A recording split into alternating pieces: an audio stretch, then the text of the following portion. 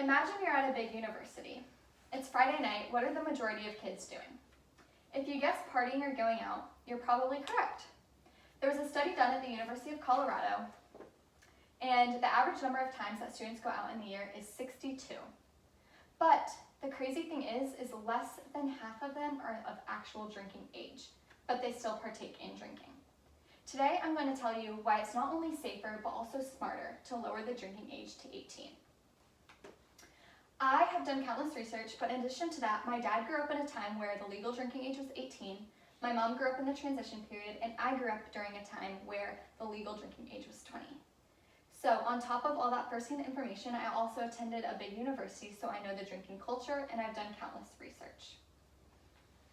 It's also important for you guys because whether you've been to college or going to college, maybe one day your kids and grandkids will go to college, this is important for you guys' future.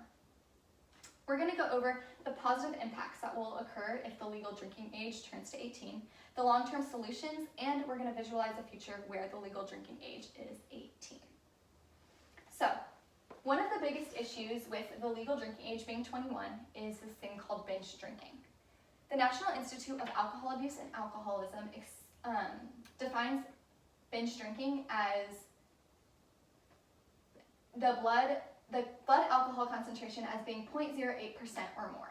This means that men drink 5 or more drinks within a span of 2 hours, and women drink 4 or more drinks within a span of 2 hours.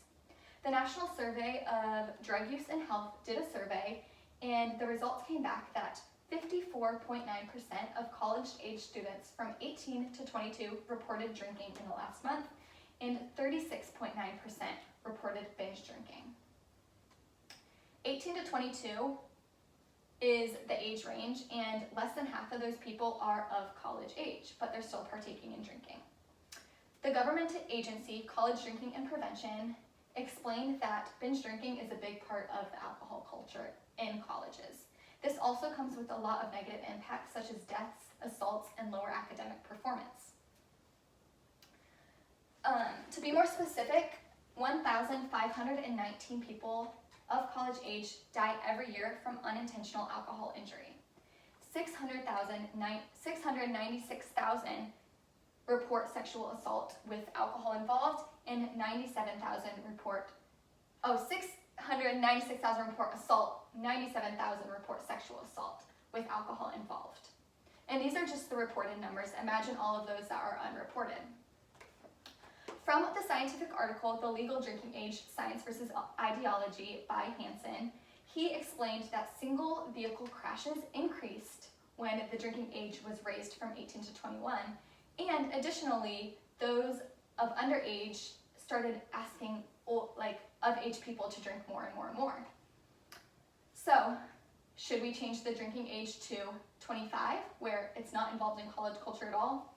The answer to that is no, because as seen before, those 18, 19, and 20 were able to ask their peers of drinking age for alcohol.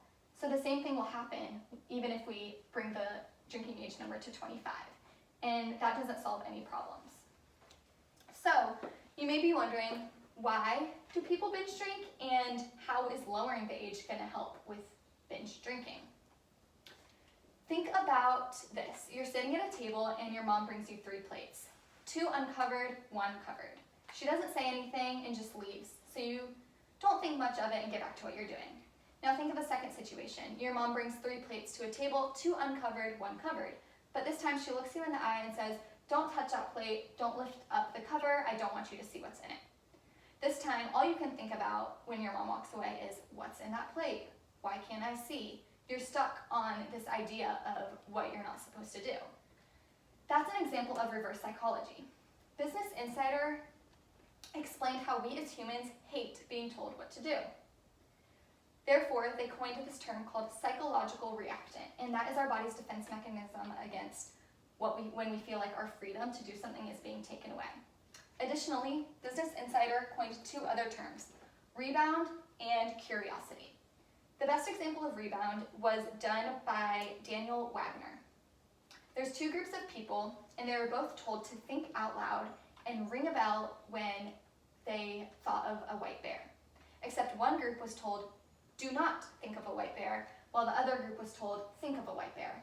After the study was done and the calculations were, and the data was brought together, the results showed that the group that was told to not think of a white bear was thinking of a white bear 2 times as much as the group that was told to think of a white bear.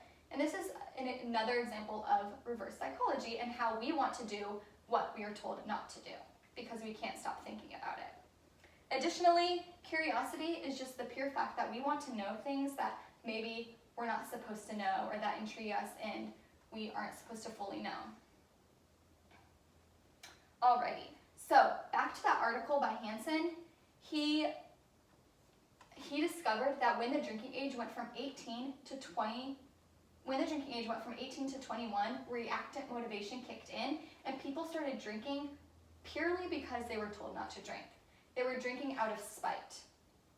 So to answer the question above, why do people binge drink? And it's because binge drinking came from this concept of sneaky drinking because people were drinking out of spite.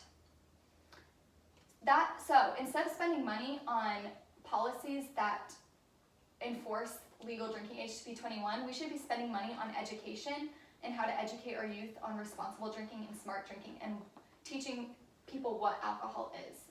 Italy is a great example of this. They have a low drinking age with not too many negative impacts from alcohol. So, what can this look like long term? Well, education breeds confidence, and confidence breeds success. So if we educate our children, they will be confident in their knowledge and their ability to make right decisions, therefore they will be successful in not binge drinking and breaking this cycle if we lower the age. Imagine a nation where young kids aren't fearful of asking for help from the government because they abused alcohol, but they're fearful of getting legal repercussions. Imagine a nation where we trust our government because they say we're adults at 18 and we are able to make our own decisions and buy alcohol at 18. And imagine a nation where responsibility is taken into everyone's own hands because we are able to make the decision to buy the drinks ourselves and don't have to ask people older than us. So what can you do to help? You can open up your computers, go to change.org and sign the petition to make the legal drinking age 18. You can talk about it and educate yourselves from all perspectives. Because as a US government states, we are adults at 18. We can vote, we can be tried on jury, and we can even fight in a war. So we should also be able to drink alcohol and make that decision for ourselves at 18. Any questions? What year did the drinking age change from 18 to 21? So the drinking age changed from 18 to 21 in the year of 1984. That's when they made that first transition because they thought it would reduce fatal injuries, which hasn't proven to change much based on my research. Is there any other questions? What is the drinking age in Italy? So in Italy, they don't have an official drinking age outside of restaurants, so they can drink at whatever age they want to.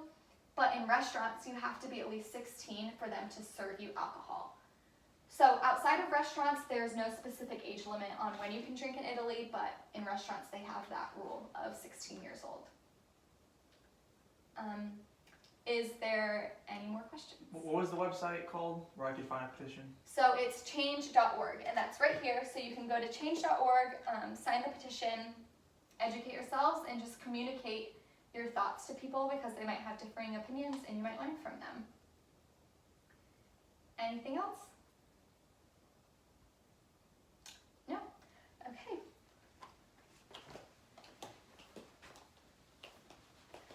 All right, wave.